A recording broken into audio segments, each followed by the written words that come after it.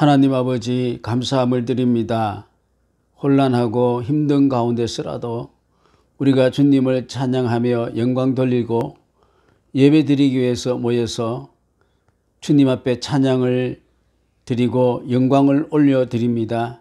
이 시간에 찬양한 대원 위에 우리 하나님 함께 하시고 주님의 놀라우신 은총이 이들 상 가운데서 늘 풍성하게 넘치게 하여 주실 줄로 믿습니다.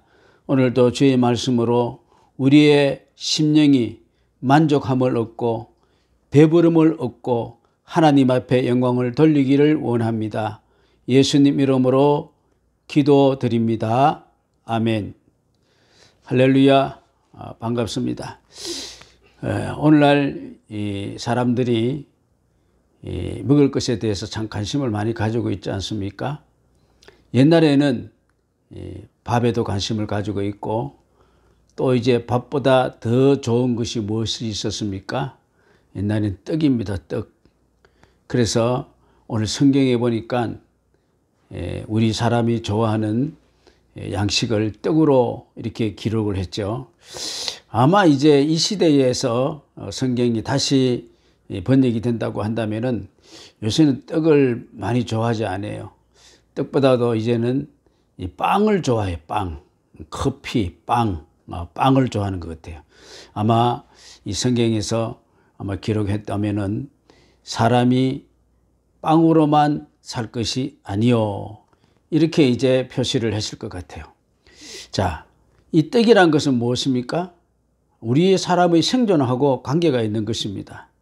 그래서 이 먹는 문제 얼마나 중요한지 몰라요. 먹지 아니하면 어떡해요? 힘이 빠져요. 또 먹지 아니하면 건강을 잃어버립니다. 심지어는 죽을 수도 있는 것이죠.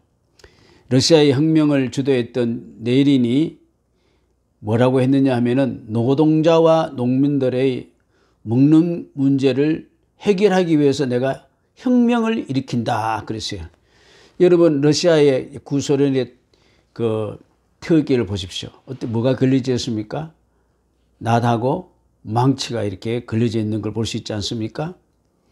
그래서 이들은 빵을 달라. 이것이 그들의 주제였어요. 그래서 레닌은 우리 혁명하면은 빵도 먹고 우유도 먹을 수 있다. 그렇게 했다는 거예요. 그러니 그때 그 당시에 이 먹는 문제 해결이 얼마나 어려웠다는 걸 우리가 짐작이 가지 않습니까? 중국의 그 모택동도 먹는 문제에 대해서 그것이 세상에서 가장 큰 일이다 그랬어요. 정말로 큰 일입니다. 먹는 문제가. 북한에 공산당을 세운 김일성이 모든 인민들에게 희망을 주고 소망을 준 소리가 무엇인 줄 아십니까? 이 밥에 쇠고기국을 먹여주겠다 그랬어요. 근데 그 나라 그 북쪽은 아직도 어땠게요? 이 밥에 쇠고기국을 먹지 못하고 있어요. 이 밥보다 쇠고기국보다도 더 중요한 게 있어요. 뭡니까? 원폭을 만들고 또 어떻게요? 대륙 탄도탄을 만들어서 지금 이제 이 탄도탄을 올해도 1월 달에 7번이나 실험했잖아요. 그래서 어떻게요? 저 괌 미국 기지까지 날아가고 또 알래스카까지 날아가고 이제 이게 더 발전돼 가지고 어떻게요? 로스앤젤레스까지 서부에 가고 더 발전돼 가지고 어떻게요? 뉴욕 워싱턴까지 동부 지역까지 날아간다는 거 아닙니까? 그래서 북한은 빵보다도 떡보다도 어떻게요? 무기다, 힘이다, 파워다 하는 것 같아요. 자, 옛날 우리 민족도 어떻게요? 정말로 먹을 것이 없었습니다. 초목, 그 뿌리, 그 다음에 나무 뭡니까? 껍질, 이런 것을 먹고 정말로 우리가 살았지 않았습니까? 그래서 국민들이 만나면은 하는 인사가 뭡니까? 식사했습니까? 밥 먹었습니까? 더 드세요. 이게 이제 주제가 되었는데 지금은 이제 그렇게까지 이야기하지 않습니다. 그래서 모든 사람들의 관심은 바로 무엇입니까? 떡 먹는 것이죠. 밥 먹는 것입니다. 거기에 대해서 우리 예수님은 뭐라 그랬습니까? 사람이 떡으로만 사는 것이 어떻게요? 아니다. 떡 가지고 사는 것이 아니다.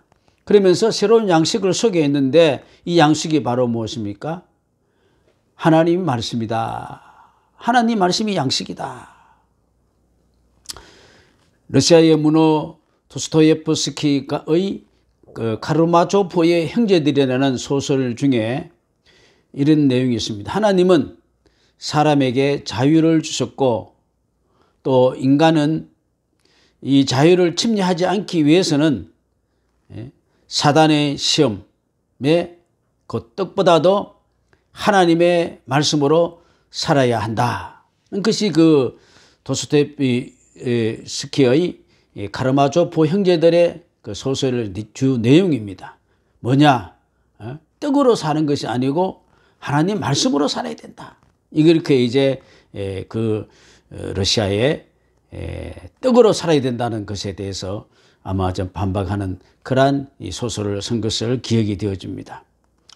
여러분, 우리 예수님이 시험을 받기 위해서 갔는데 어디 갔느냐 하면은 빵집으로 간 것도 아니고 식당이 맞는 도스로 간 것이 아니고 어떻게요?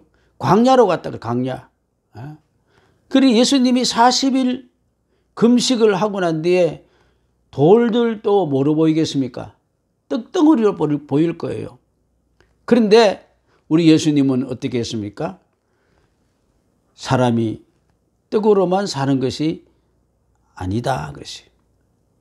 만약에 인간적인 생각을 했다면 돌들이 부주식으로 널려져 있을 때 이 돌을 가지고 떡을 만들어 가지고 배고픔 해결하고 또 떡이 필요한 사람들에게 어떻게 자선 사업으로 막 떡도 나눠주고 막 그러면 자선 사업 얼마나 될까요? 요새 보면 자선 사업 많이 하잖아요. 그리고 사람들에게 봐라, 내가 예수야, 하나님 아들이야 하고 이 떡 가지고 돌 가지고 떡 만들어가 다 해결할 수 있는데 우리 예수님은 그렇지 않습니다. 이 떡만 만들어줘서는 안 된다. 이것이 바로 뭡니까? 하나님 말씀으로 사는 것이다. 여러분 믿어지십니까? 아직도 우리 사람들은 떡의 문제가 굉장히 중요한 겁니다. 떡의 문제. 자, 뭐 떡을 우리가 경제라고 할 수도 있고 또 여러분이 좋아하는 돈이라고도 할 수가 있을 것입니다. 그래서 사단은 우리에게 늘 하는 이야기가 뭐냐면은 떡이 시키는 대로 해야 된다. 떡이 생기는 그런 일에 수고를 해야 된다. 그래서 떡의 노예가 돼야 된다. 이것이 사단이 우리에게 주는 시험의 주제입니다. 그러면서 뭡니까? 예수 믿으면 떡 주냐? 교회 다니면 밥 생기냐? 이렇게 지금 사람들이 이야기하는 겁니다. 그러니 뭐 교회 일도 중요하지만 먹고 사는 게 더 중요하지 않냐? 뭐 이렇게 이제 사람들이 시험을 당하고 또 시험을 하는 것이죠. 이 먹는 것에 대해서 시험 당한 사람이 우리 인류 조상 아담이 무엇입니까? 먹는 것 때문에 시험 당했어요. 야, 그 하나님 말씀은 온데만 근데 생각도 하지 않았어요. 여러분 시험을 많이 단 욥에게도 사단이 뭘 가지고 있습니까? 세상적인 것을 가지고서 시험 당하게 만드는 거예요. 친구들도 조롱할 때 뭘 가지고 조롱했습니까? 너 모든 걸 다 잊어버렸잖아. 너 죄가 많아. 이렇게 세상적인 떡을 가지고서 시험을 한 것입니다. 그리고 오늘 또 우리는 예수님을 만나게 되는데 본문에서도 예수님 만난 것도 무엇입니까? 떡 문제죠. 떡으로 시험을 했습니다. 그래서 이 세상에 있는 사람은 누구든지 이런 똑같은 시험에 놓여 있기 마련입니다. 그래서 뭘 먹을까, 뭘 마실까, 뭘 입을까, 어떻게 살까, 이것이 주제가 되어 있어서 항상 시험에 들고 있는 거예요. 항상 시험이다, 시험. 야, 계속 이런 이야기로 시험입니다. 자, 우리 예수님은 시험 받기 위해서 광야로 갔다 그러는데 이는 광야가 의미가 있습니다. 광야에는 어떤 것이 있습니까? 사람이 원하는 것은 거의 없습니다. 거기에서 꼭 필요한 것이 뭐냐면은 믿음이 필요하고 그리고 우리가 믿음으로 사는 인격이 그 광야에서 실력을 발휘하라는 것이죠. 예수님은 금식을 하신 후에 너무 시장했었다 그랬습니다. 그러니 얼마나 음식이 땡기겠습니까? 그러면 주제가 무슨 주제가 나올까요? 먹는 생각밖에 없을 거예요. 어떤 사람이 뭐 40일 금식도 아니고 뭐 3일 금식 시키고 뭐 이런 식으로 했는데 그 사람이 늘 꿈꿔도 먹는 꿈을 꾼대요. 뭐 떡 굽고 떡 꿈을 꾸고 그리고 앉아서 어떻게 정신이 맹해가지고 무슨 생각만 하냐면은 빨리 마치면은 시장에 가서 뭐 떡볶이도 먹고 뭐도 먹고 그것만 생각하고 있다는 거예요. 정말로 우리 예수님이 40일 했을 때 얼마나 음식이 필요했었겠습니까? 예수님이 40일 금식하고 난 뒤에 누구도 예수님에게 음식 챙겨준 사람도 없고 광야에는 먹을 것도 없고 아무것도 없는 것입니다. 그 예수님이 광야에서 시험을 당했다는 것이죠. 예수님은 이 돌 가지고 흔한 돌 가지고 떡을 만들 수 있는 능력도 가지고 있습니다. 그리 사단이 무엇입니까? 네가 예수님의 아들이니까 이 돌 가지고 떡 만들어가 네가 배고프니까 해결해라. 얼마나 합리적이고 얼마나 인간적이고 그 적당한 말을 했습니까? 왜 배고프니까 너 능력이 있겠다. 돌 가지고 떡 만들어 먹으면 되는 것이죠. 그러나 우리 예수님은 우리가 먼저 취해야 할 것은 바로 하나님 말씀을 먹어야 된다. 그러면 이거 바로 무엇입니까? 우리가 왜 광야 같은 이 세상에 하나님이 왜 이 어려움을 우리에게 주셨을까? 왜 예수님이 40일 금식을 하셨을까? 그래서 금식하고 난 뒤에 떡 먹기 위해서 금식시켰을까요? 우리에게 왜 광야 같은 시련을 여러분들에게 주셨다고 생각되어집니까? 그 육신에 그 필요한 걸 채우기 위해서 그렇게 인생의 힘든 일을 살아라고 그렇게 했었을까요? 어떻게 보통 사람들은 보면은 야, 너 힘들지만 조금만 고생해라. 그러면 너는 승진하고 조금 하면은 너는 뭐 부자가 되고 너는 출세하고 그게 주제예요. 어려우면 당하지만은 세상 것 떡으로 채워줄 거야. 그게 아니죠. 왜 우리에게 광야의 길을 보내주셨습니까? 하나님의 뜻을 구하기 위해서입니다. 하나님 뜻을 다시 말씀드린다면은 말씀으로 사는 것이구나. 할렐루야. 오늘 여러분들에게도 하나님께서는 광야 같은 그러한 삶 속에서 당하거든 어떻게요? 빨리 이걸 채우기 위해서 내가 하나님 앞에 구해야 되겠다. 이것도 기도가 되겠지만은 중요한 것은 왜 나에게 광야의 길을 주시는가? 하나님 원하시는 뜻이 무엇인가? 이걸 먼저 묻고 배를 부르시기를 바라겠습니다. 여러분 광야의 이스라엘 백성들이 오늘 본문에 우리 예수님께서 사람이 떡으로만 살 것이 아니요 하는 본문의 내용이 바로 뭐냐면은 신명기 때에 만나의 사건을 가지고서 하신 내용이거든요. 이스라엘 백성들이 40년 광야를 갔잖아요. 광야 갈 때 그들이 애굽의 것을 다 이제 잊어버려야 되는데 민수기 11장에 보니까 다른 인종들이 탐욕을 품음에 다른 인종들이란 것은 믿음이 없는 세상 사람들이 먹을 것 때문에 막 이야기하니까 이스라엘 자손들이 거기에 그냥 마음이 쏟아져 가지고 막 울면서 왜 우리에게 고기를 안 주느냐. 우리가 애굽에 있을 때는 생선도 먹고 오이도 먹고 참외도 먹고 부추도 먹고 파도 먹고 마늘 양념도 다 먹었는데 야 세상적으로만 먹을 것만 딱딱 챙기는 거예요. 애굽의 입맛을 이제 버리고 하나님의 입맛으로 하나님의 양식으로 살아가야 되는데 광야에서 왜 40일을 왜 그들에게 그 길을 가게 했습니까? 원망하고 말이에요. 불평하고 말이에요.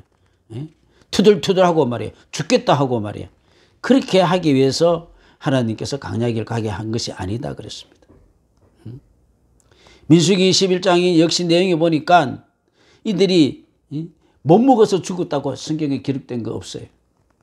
뭐라 그랬습니까? 이틀 사이에 아직도 고기가 끼어 있었지만은 하나님이 진노하사 재앙으로 쳤기 때문에 그들이 거기서 장사되어 죽었다 그랬어요. 못 먹어서 죽은 게 아니에요. 너무 먹어서 죽은 거예요. 너무 세상 것을 밝혀서 죽는 거예요. 그래서 이제 요단강을 건너고 난 뒤에 뭐라 그랬습니까? 이제 하나님께서 애굽의 것을 다 굴려버리라. 이제 애굽 것을 다 잊어버리라. 그래서 길갈 예? 다 벗어버렸다 해서 길갈이라 그랬어요. 왜 애굽 그 광야길 40년 가게 했습니까? 내 인생길 여러분 광야같이 힘든다고 생각하고 있는데 왜 육신의 것만 자꾸 찾으려고 하십니까? 늘 왜 나를 왜 낮추시겠습니까? 왜 나를 배를 쩔쩔 골게 했겠습니까?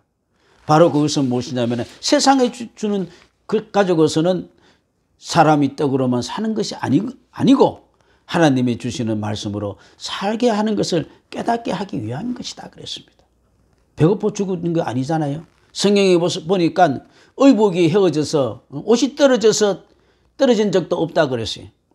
그리고 신발이 얼마나 좋았는지 모르겠지만은 발이 부릅뜨지 않을 정도로 지금 뭐 옷에 뭐 나이키 무슨 신발 저가랍니다. 발도 안 부릅뜨다는 것이 얼마나 40년 동안 걸었는데도.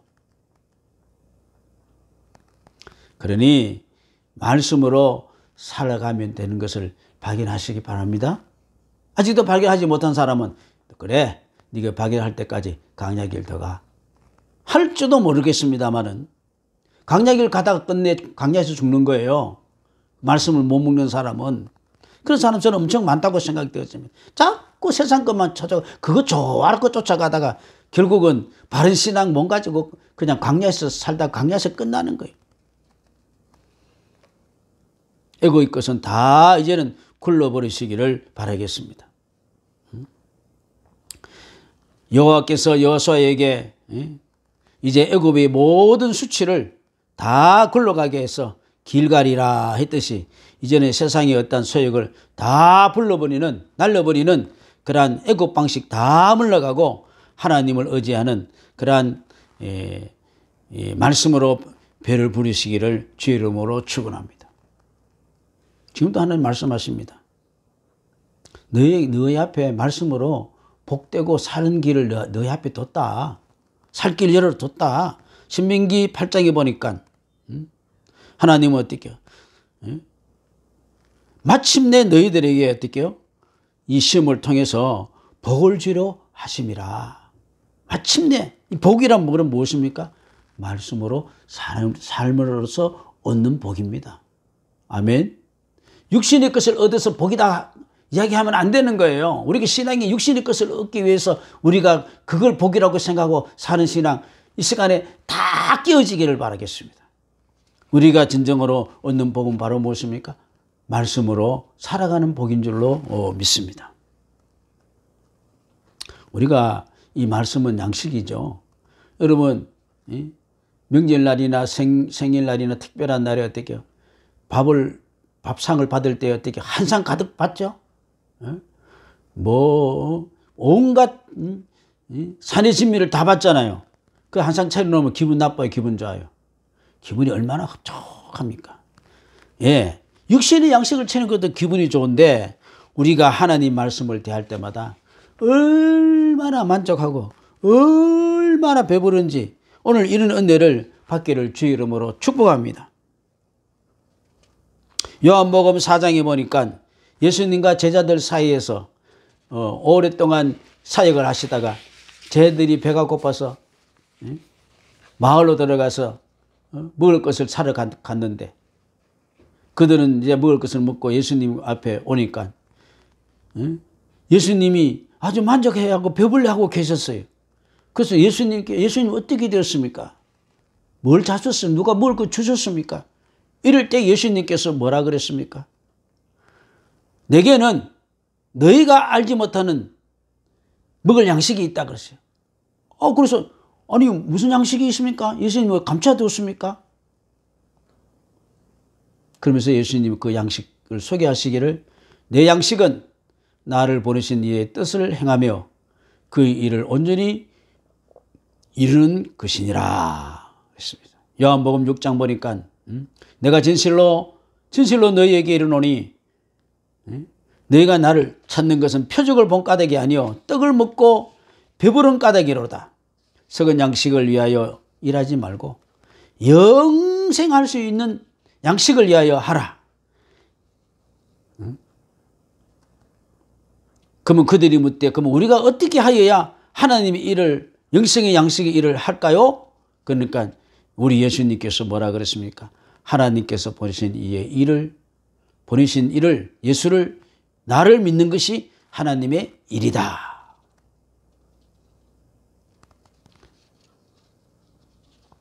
예수께서 내가 진실로 너에게 이르노니 모세가 너희에게 하늘로부터 준 떡은 이 아니라 내 아버지께서 너희에게 하늘로부터 참떡을 주시나니 이 떡은 바로 누구십니까? 바로 내가 생명의 양식이고 떡이다. 그래서 내게 오는 자는 결코 줄이지 아니하고 나를 믿는 자는 영원히 목마르지 아니하리라. 할렐루야.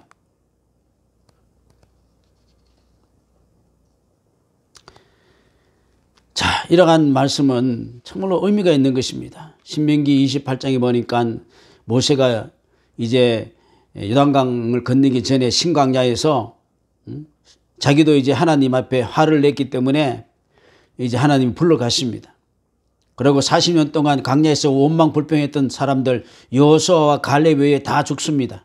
40대 미만 사람들이 이제 요단강 건너서 들어가는 거예요.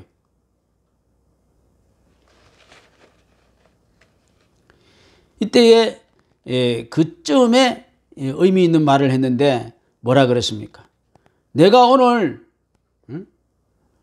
명령하는 하나님 말씀을 지켜 행하면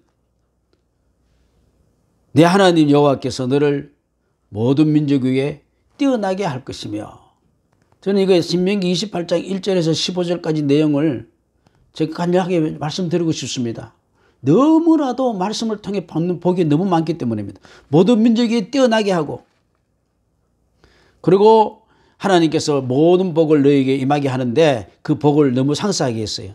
성읍에도 복을 받고, 도시에 살아도 복을 받고, 들에도 복을 받고, 농촌에도 살아서 복을 받고, 그러니까 처소 상관없이 복을 받는다는 것이죠. 자녀에게 복을 받고, 토지의 소산에도, 짐승의 새끼에도, 소와 양의 새끼까지 그걸 경영하는 그 모든 것이 복이 된다는 것이죠.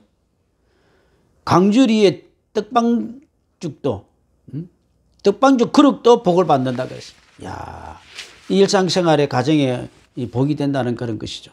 들어가도 복, 나가도 복, 어딜 가도 복이라는 것이죠. 여러분 이런 경험을 하시기 바랍니다. 저는 한국에서도 복입니다. 저는 미국 와서도 복입니다.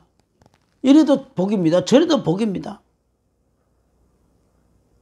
그리고 대적이 일어난다 할지라도 적군들이 패하여 도망가게 하실 것이고, 한 길로 너를 치러 왔지만 7길로 도망가고 주랭랑을 치고 꽁무리를 친다는 것입니다. 우리가 지금 세계 정상에서 여러 가지 정말로 정치에서 어려움을 당하고 있는데 대한민국 살 길이 바로 무엇입니까?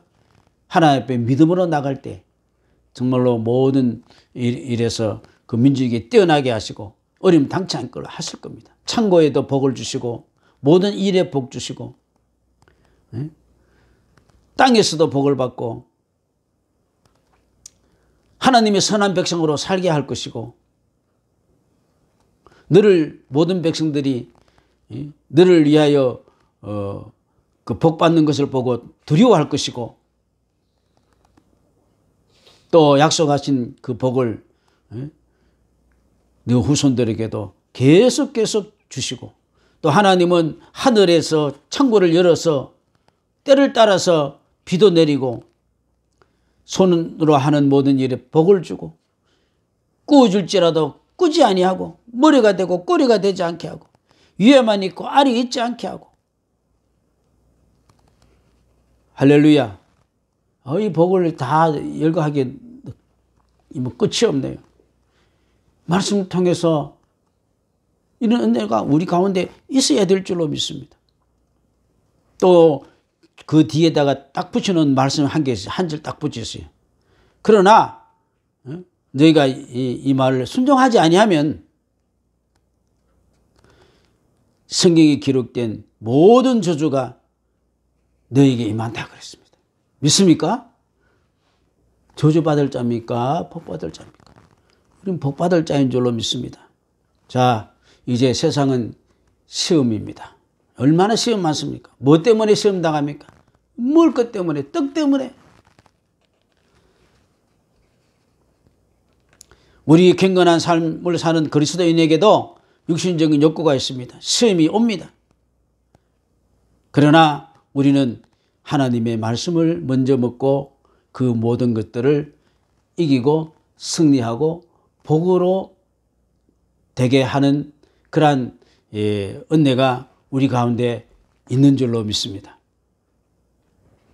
광야에부터 마귀로부터 시험 받은 우리 예수님, 첫 번째 설교가 무엇입니까? 무엇을 먹을까, 무엇을 마실까, 무엇을 입을까, 어떻게 하지 마라. 다 이것은 어떻게 이방 사람들이고 아버지가 없는 고아가 하는 것이다.